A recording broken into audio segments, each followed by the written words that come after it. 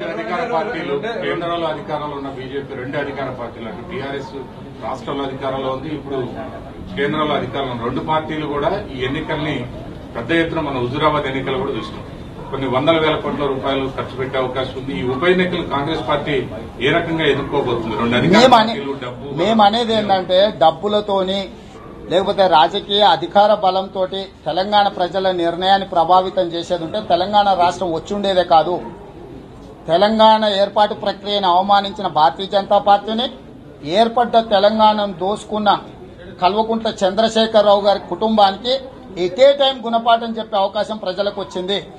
కాబట్టి ఈ అవకాశాన్ని మునుగోడు ప్రజలు సద్వినియోగం చేసుకోవడం ద్వారా 4 కోట్ల ప్రజలకు మేలు జరగడానికి ఉపయోగపడుతుంది.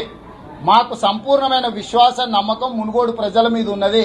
కాంట్రాక్టు టెండర్ల మీద, ప్రభావితం చేసే నాయకుల మీద, కొనుగోలు కేంద్రాలు తెరిచి పశువులను కొన్నట్టు కొనే వ్యక్తుల మీద కంటే మునుగోడు ప్రజల మీద మాకు ఎక్కువ నమ్మకం ఉన్నది.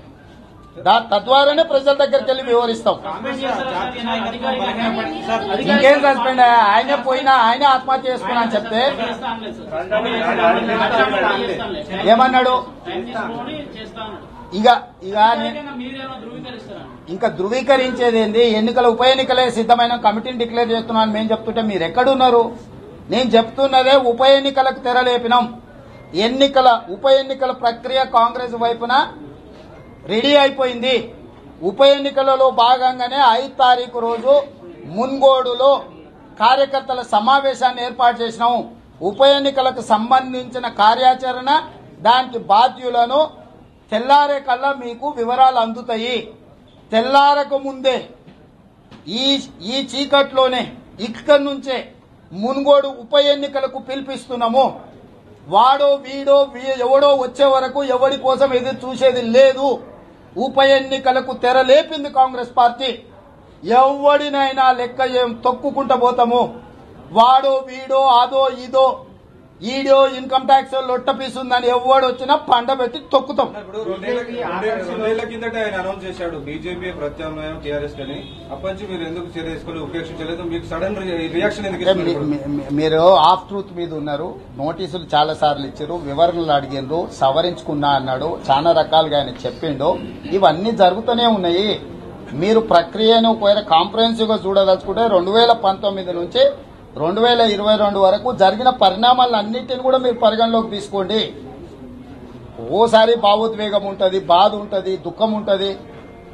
మనకు ఫలానది వస్తుందని మనం ఆశించినప్పుడు రాకపోతే కొంత అసంతృప్తి ఉంటుంది. వీటన్నిటిని మేము అర్థం చేసుకుంటాం.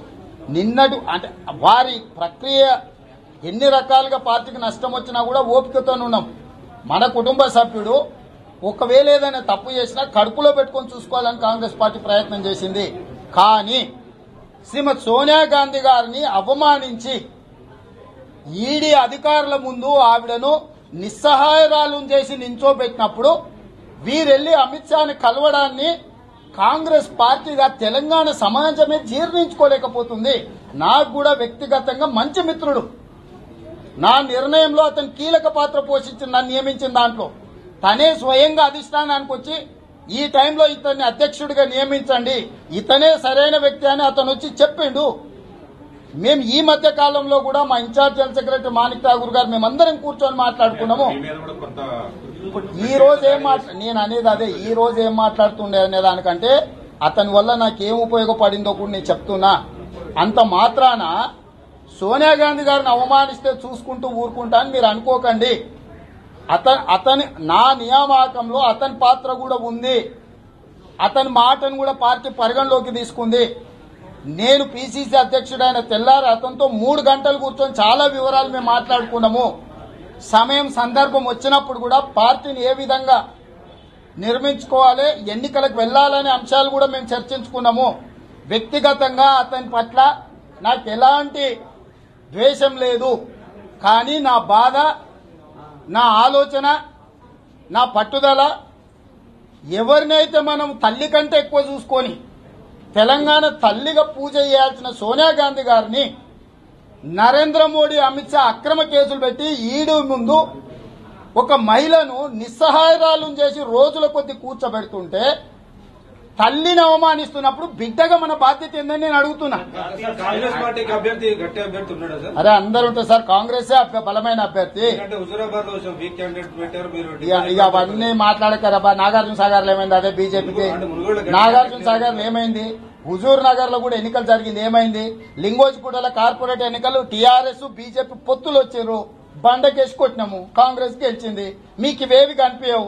మీకు ఎప్పుడో చచ్చిపోయిన బర్రె పలిగిపోయిన కుండ నిండా పాలిస్తుండే అనేది మీకు గుర్తుంటది. బర్రె చచ్చిపోయింది, కుండ వలిగిపోయింది మిత్రమా. కాలం మారిపోయింది. Last election Lingojiguda corporator election in Telangana. ఆ ఎన్నికల్లో టీఆర్ఎస్ బీజేపీ పొత్తు పెట్టుకుని బీజేపీ గెలిచిన సీట్లో వాళ్ళిద్దరు పొత్తు పెట్టుకుని అభ్యర్థి నిలబడి వాళ్ళంతొక్క పక్కన నిలబడితే తీసి బండకేసి కొట్టి కాంగ్రెస్ పార్టీని ప్రజలు గెలిపించారు. పార్టీ అభ్యర్థి. హాయ్ ఫ్రెండ్స్, మా టుడే టుమారో యూట్యూబ్ ఛానల్ చూస్తున్నందుకు చాలా థ్యాంక్స్. మరిన్ని లేటెస్ట్ వీడియోస్ కోసం వెంటనే సబ్స్క్రైబ్ చేయండి. అలాగే ఈ బెల్ ని కూడా రింగ్ చేసేయండి. మా నోటిఫికేషన్స్ అన్ని మీ మొబైల్లో వస్తాయి. అలాగే మా వీడియోస్ మీకు నచ్చితే లైక్ చేయండి, షేర్ చేయండి, నచ్చకపోతే కామెంట్ చేయండి.